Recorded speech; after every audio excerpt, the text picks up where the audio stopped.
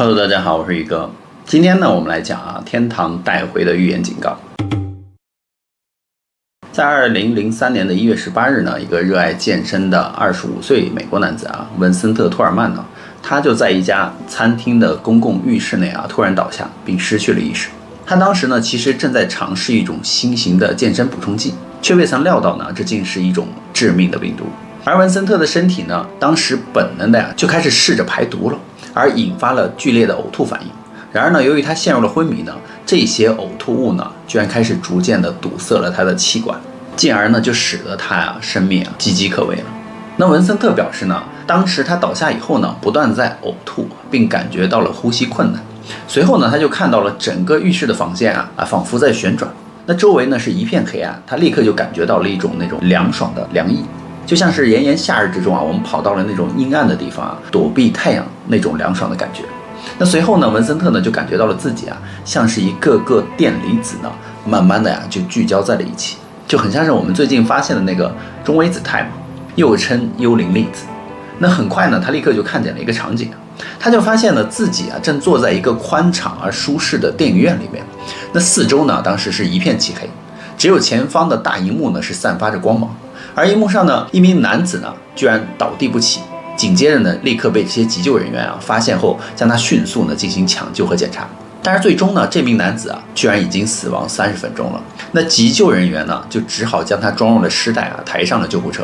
那突然之间呢，这个文森特立刻就意识到自己竟然能够听到这个电影中旁边每一个人内心的想法，甚至包括餐厅后厨的厨师。他不禁的就疑惑呢，那这样的电影拍摄手法真的有必要吗？他们到底是想要表达什么呢？那他呢是作为一名电影制片人嘛，所以文森特就觉得这一切感觉太诡异了。在那个紧张的瞬间呢，这个文森特的目光被这个救护车上的一名急救的人员居然牢牢的吸引住了。因为救护他的这位急救人员呢，居然是一个新手。他坐在这个救护车的后座呢，面对着他的那个尸袋内心充满了自责和懊悔。他反复的还自责的自问自己呢，我为何当时没有更加的努力一点呢？为何不向那2位经验丰富的救护人员提出建议呢？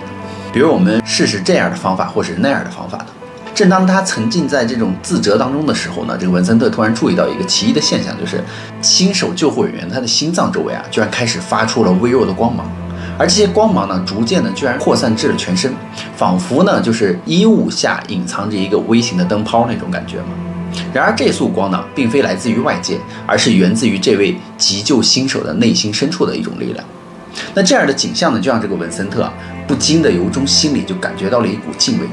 突然之间呢，这个文森特就感觉到有股强大的力量呢，从他的左肩非常快速的直击了那个菜鸟新手的心脏的位置。然后呢，突然之间一个声音突然就响起了，他就告诉他说你还没有死。那文森特当时听到了，那名新手的急救医师呢也听到了，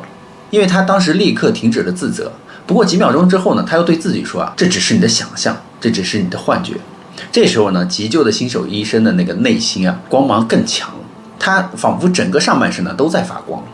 而文森特呢，再度就感觉到了那股强大的力量从他的左肩呢越过呢，随后又听到了一个声音更大声的说道，他还没有死。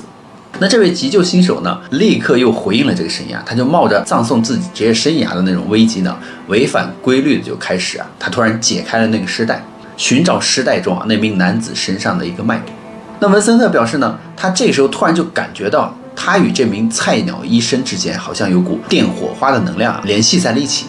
那终于呢，这名菜鸟医生的新手呢，尝试使用电复律来复苏他了。那在3次电复律复苏的时候呢，尸袋中的男子呢，居然恢复了轻微的脉搏和心跳。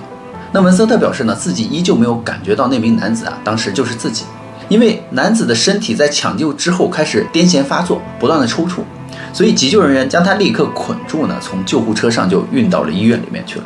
这期间，那名男子不断的嘴里还吐出东西。当急救人员表示呢，这名男子不断抖动很难医治的时候，必须得捆绑起来嘛。所以急救人员在固定那名男子的时候呢，文森特这个时候呢，立刻就感觉到自己的左手臂呢，也有被那种固定缠绕的感觉。但是文森特表示呢，他就是一直坐在那里看着这一切发生的。在这个时候呢，文森特才意识到那名男子就是自己，因为他确实的感觉到了自己的身体也都被绑住了，不能动了。他才意识到呢，他刚刚见证了自己的死亡。就在文森特恐惧不安的时候呢，他突然感到了一股强大的能量呢从他的后面传来，他的背后呢觉得很温暖，接着呢就是一股深厚的爱意，而文森特呢就表示那股强大的爱呢是无法形容的，只需要2秒钟呢就能治愈他一生所遭受的所有的痛苦和伤害。那他感受到了整个宇宙都是建立在这份爱之上的。随后这个文森特呢立刻就进入了一个世界，在那里呢他就感觉到自己的脚碰触到了地面，最棒的是他说我感觉到这个草呢爬了起来，接触到了我的脚趾，他感受到了降下来的时候仿佛踩在了一个柔软的充满爱意的拥抱里面。然后他就说我开始感觉到这种压抑性的爱呢从草地上向我走来，感觉像是草为了爱我而存在的，这就是他的感觉。他说我真的能够听到草地上还传来了音乐声，当我允许那种存在的时候那种爱呢从草地就进入了我的身体，音乐声还越来越大，以一种美丽的方式逐渐增强。然后我就开始注意到一种真正的甜味呢开始在我的嘴里出现了，是从草上飘过来的。于是呢草发出了音乐声，这很难描述，因为这不是地球上的东西，因为地球上是没有这样东西的嘛。他说当我经历这一切的时候，我就注意到了所有不同的绿色，只是呢从草上捡起了数百万种不同绿色以及黄色和不同形式的色调。文森特就感觉这个世界的他呢正在感知所有的颜色，但是现实世界中自己却看不见这种色彩，只能够看到我们用肉眼看到的光谱中的一小部分而已。他就注意到所有的这些绿色，它们的光线非常不同啊。在现实的社会中呢，我们能够感觉到是站在草上，那是因为太阳光反折射了草地，所以我们才能够看见草地。但是在这个世界中，他说那个光的工作方式，一切都是源自于自己的内心，就是那边没有太阳。在天堂中呢，空间中的每一个物体都是单独的，这里的草本身就自带有光，这种明亮呢是充满活力的光，来自于他自己。就如同他刚刚踩下草的时候呢，他就感觉到这种能量波浪流过全身，它就像规则的波浪一样，一波一波的来袭几乎像心跳一样，所以他就能够感触到这些东西呢，他们是有意识的，仿佛是活的。而文森特转身呢，眼前赫然就出现了一个白衣飘飘的男子，他还看到了那个人银白色的长靴随风飘扬，皮肤呢透着淡淡的粉红色，而深邃的蓝眼睛似乎能够洞察人心。那个男子的目光当时穿透了文森特的灵魂，令他不禁的脱口而出呢：“你是上帝吗？”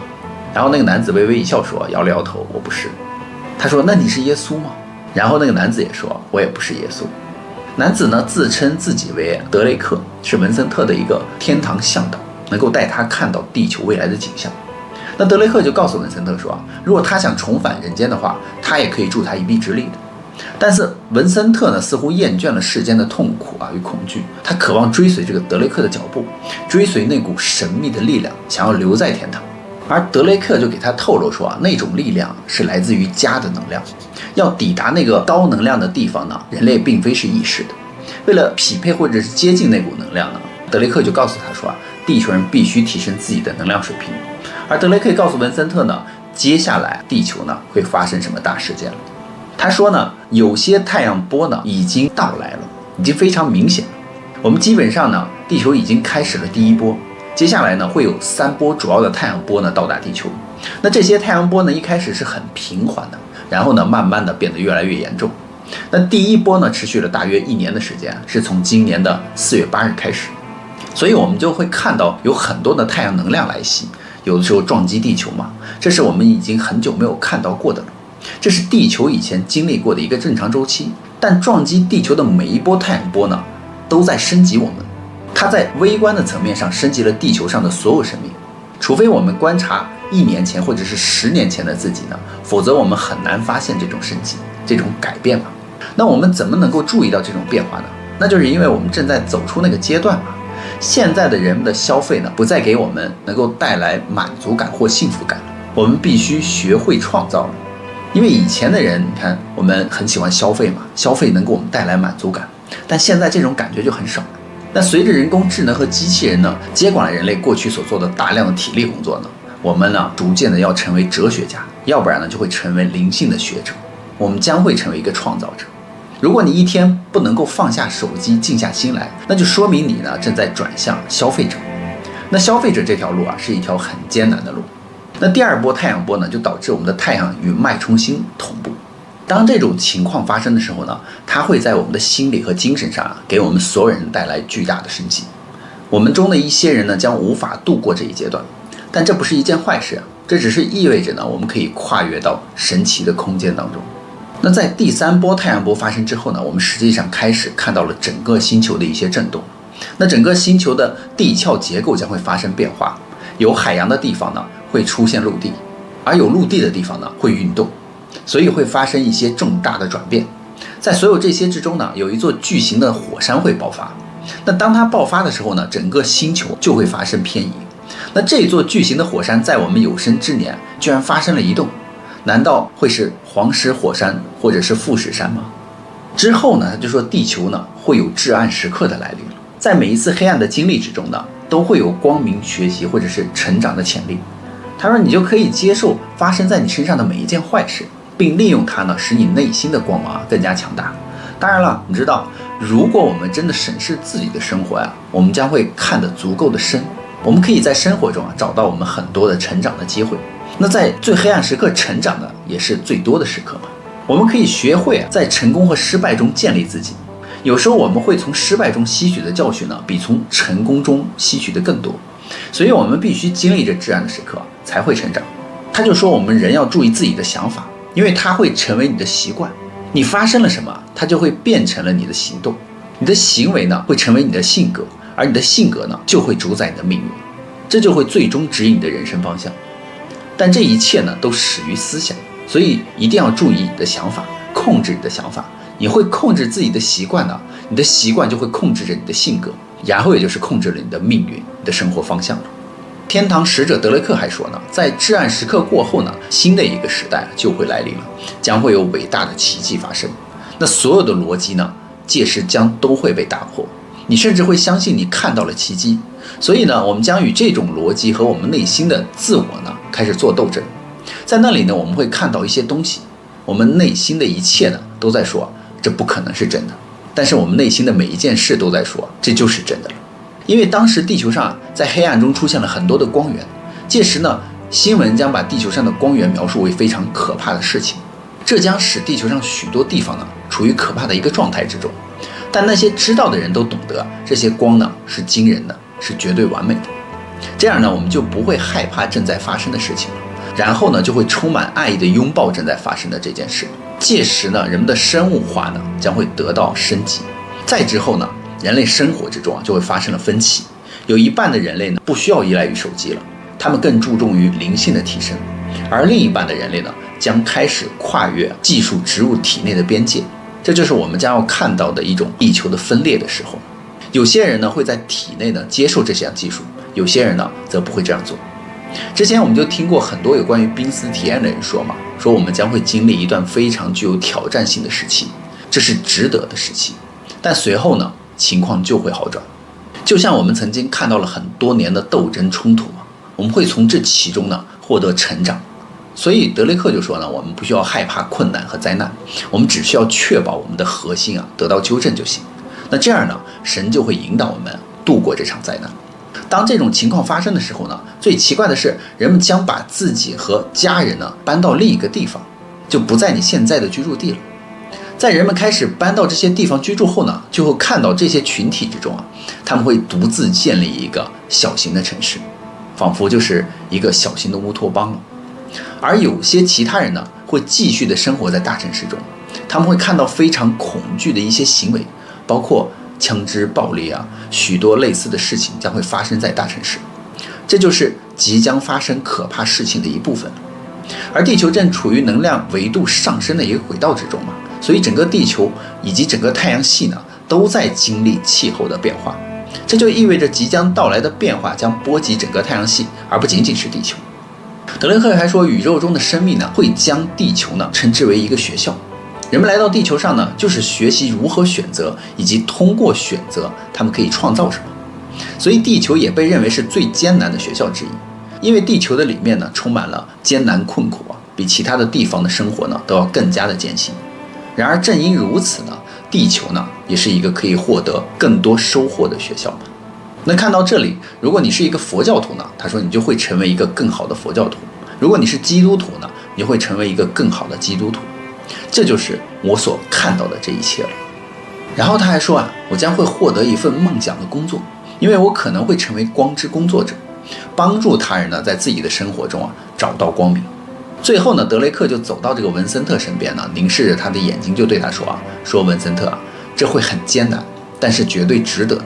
文森特感到这句话直达他的心灵深处。